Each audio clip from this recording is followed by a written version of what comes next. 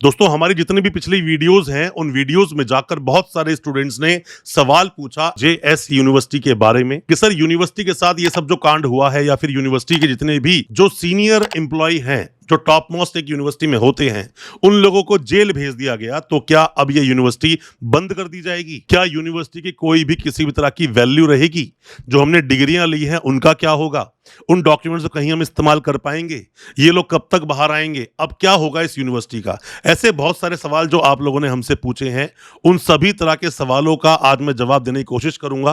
पर दोस्तों मैं आपको एक बात बता दूं कि जब भी किसी यूनिवर्सिटी के साथ ऐसा कोई भी कांड होता है तो इमीडिएटली यूनिवर्सिटी को बंद कर दिया जाए, ऐसा कभी नहीं होता। उसी तरह से जेएस यूनिवर्सिटी को भी बंद नहीं किया जा सकता all of the sudden.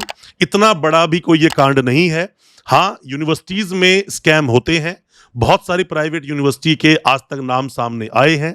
Live example आप देखना चाहते हो, अभी अभी सीएमजे यूनिवर्सिटी को डिसॉल्व किया गया, पहले इलम यूनिवर्सिटी डिसॉल्व किया गया, जोधपुर नेशनल यूनिवर्सिटी को डिसॉल्व किया गया, अभी देखा जाए मानव भारती यूनिवर्सिटी हिमाचल, उस पर अभी इंक्वायरी चल रही है, मतलब केस चल रहा है, आगे प्रोसीडिंग चल रही है।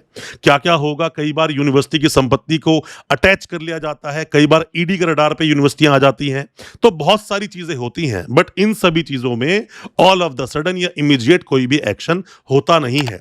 इन सभी चीजों पर डिटेल में चर्चा करेंगे अपनी इस वीडियो के माध्यम से कि क्या जेएस यूनिवर्सिटी को अभी बंद कर दिया जाएगा। ज्यादा कुछ जानने के लिए दोस्तों बने रहिए हमारे इस वीडियो के साथ। नमस्कार दोस्तों, फिर एक बार स्वागत करता हूं आप सभी का अपने इस यूट्यूब चैनल पर जिसका नाम है यूनिवर्सिटी इंडिया। मेरा नाम है वीरेंद्र। दोस्तों हमने शुरू से ही, जब से हमने ये चैनल बनाया और बहुत सारी वीडियोस बनाई, हजारों वीडियोस आपके लेकर आए, हमेशा हर वीडियो से हमारा बस एक ही मैसेज होता है कि किसी भी तरह के स्कैम फर्जी डिग्री के चक्कर में आप लोग मत पड़ो। इसमें पढ़ने के बाद आप अपनी जिंदगी बर्बाद कर सकते हो। यूनिवर्सिटियां पैसे के लालच में, पैसे के लोभी होते हैं ये लोग, उस चक्कर में गलत तरीके से डिग्रियां देनी शुरू कर देते हैं और जब यूनिवर्सिटी पे इन्वेस्टिगेशन होती है, जांच के दायरे में आती है, तब यूनिवर्सिटियां हाथ खड़े कर लेती हैं। जो लिस्ट मिलती है पुलिस को, उस लिस्ट को ये लोग हाँ कर देते हैं, या जो जेन्युइन स्टूडेंट्स होते हैं यूनिवर्सिटी के, बाकी स्टूडेंट्स के लिए हाथ खड़े कर देते हैं और भुगतना पड़ता है स्टूडेंट्स को। किस तरह से इंस्टीट्यूट्स पर रेड होती है, पुलिस किस तरह कार्रवाई करती है, उस पर मैंने वीडियोस बनाई है, वो सब वीडियोस भी आप देख सकते हो। अभी जो जेएस यूनिवर्सिटी के साथ में दोस्तों हुआ है, अभी ये एक इल्जाम है। अब आप बोलोगे सर इल्जाम थोड़ी है, उनको तो जेल में डाल दिया। सर वो तो क्लियर दिख रहा है, इन्होंने इतनी फर्जी डिग्री दी है, इन्होंने फर्जी तरीके से काम किया है। दोस्तों ये इल्जाम ही है। अपने देश में क्लियर तरीके से बोलते हैं, जब तक किसी का आरोप सिद्ध ना हो जाए, जब तक ये ना दिख जाए कि वो आरोपी है, तब तक उसको गुनहगार नहीं माना जा सकता। अभी सिर्फ वो आरोपी है, उस पर आरोप लगा है।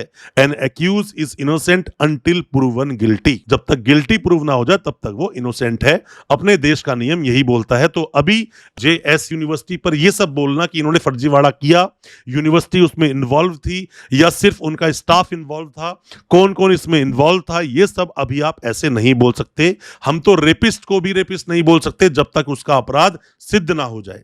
ये तो मामला छोटा चीटिंग फॉर्जरी का है। चीटिंग फॉर्जरी केस क्या है? चीटिंग फॉर्जरी जो केस है वो सीजेएम के पास चलेगा, ट्रायल सीजेएम के पास चलता है, जो मजिस्ट्रेट साहब होते हैं। ये तो सेशन बाय ट्रायल भी नहीं है, केस इतना बड़ा नहीं है। बट हाँ, चीजें अगर मैनेज नहीं होती हैं तो ऐसे में कन्विक्शन हो जाता है, फिर केस आगे जाता है और यूनिवर्सिटी को डिसॉल्व भी किया जा सकता है। आगे हम बात करते हैं दोस्तों, इल्जाम अभी यूनिवर्सिटी पर लगे हैं। कितनी डिग्रियां थी, कितनी डिग्रियां दी गई थी, ये सब चीजें आप चार्जशीट में आसानी से पढ़ पाएंगे जब भी चार्जशीट इस यूनिवर्सिटी की लगेगी। पहले मैंने वीडियो बनाया था कि किस तरह से जो इन्वेस्टिगेशन हो रही है इस यूनिवर्सिटी पर और जो स्टूडेंट्स के नाम आए हैं, जो लिस्ट निकली है, उसके आधार पर स्टूडेंट्स का क्या बेनिफिट है। मैंने ये भी बताया था कैसे यूनिवर्सिटी पर ये सब कांड हुए। दोस्तों आपको यह भी नहीं भूलना चाहिए था कि इसी तरह से नॉर्मल यूनिवर्सिटीज पर एक्शन हुए थे, बाद में जाके उन्हें डिसॉल्व कर दिया गया। सीएमजे यूनिवर्सिटी, इलम यूनिवर्सिटी, जोधपुर नेशनल यूनिवर्सिटी, ये सब एक एग्जांपल्स हैं।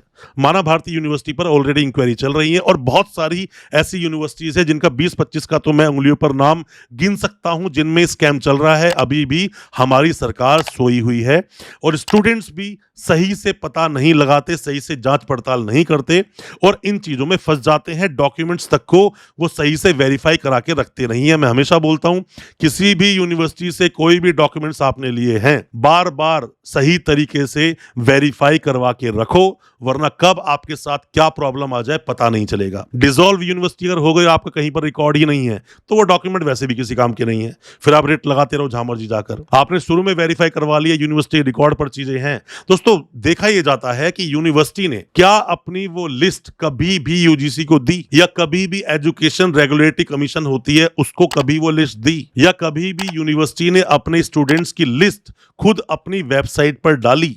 नहीं करती यूनिवर्सिटीज। क्यों नहीं करती? मान लीजिए ऐसे कोर्सेज जो काउंसिल से रिलेटेड है, मान लीजिए फार्मेसी हो गया या फिर बीएड डीएड हो गया, एलएलबी हो गया, इसकी लिमिटेड सीट्स होती हैं।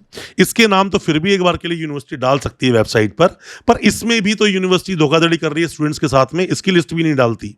बाकी कोर्स बीटेक हुआ, एमटेक हुआ, डिप्लोमा हुआ, बीए बीकॉम बीएससी, ये तो यूनिवर्सिटी हद से ज्यादा बांट देती है, तो इसकी लिस्ट अपडेट नहीं करती हैं।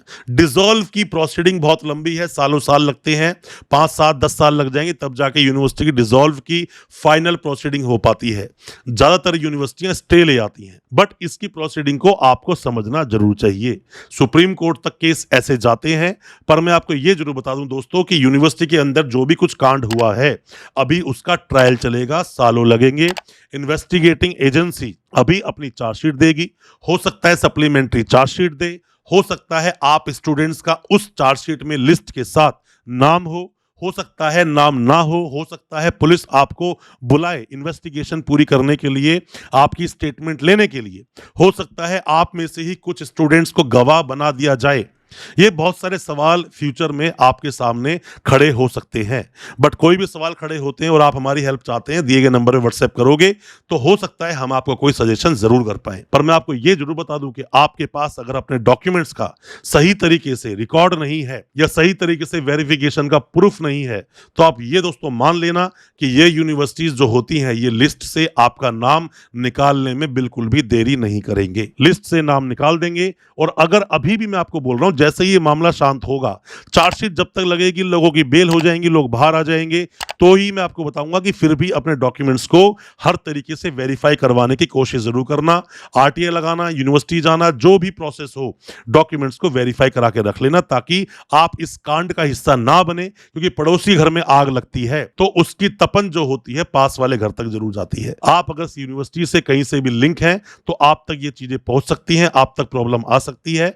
उससे बचने के लिए अपनी तैयारियां पूरी रखें। कोई भी किसी तरह की जानकारी आप चाहते हैं, कुछ भी जानना चाहते हैं, कुछ भी पूछना चाहते हैं, दिए नंबर पर व्हाट्सएप करें। और नेक्स्ट वीडियो किस टॉपिक पर चाहते हैं जरूर बताएं, वीडियो लेकर आएंगे और आपके सब तरह के डाउट्स को हम क्लियर करने की कोशिश जरूर करेंगे। अच्छा लगा हो आज का वीडियो, चैनल को सब्सक्राइब करना बिल्कुल ना भूलें, साथ में लगा बेल आइकन जरूर दबा दें ताकि इसी तरह की एजुकेशनल वीडियोस दोस्तों आप तक पहुंच सके सबसे पहले। बहुत बहुत शुक्रिया दोस्त, धन्यवाद हमारी इस वीडियो के साथ बने रहने के लिए।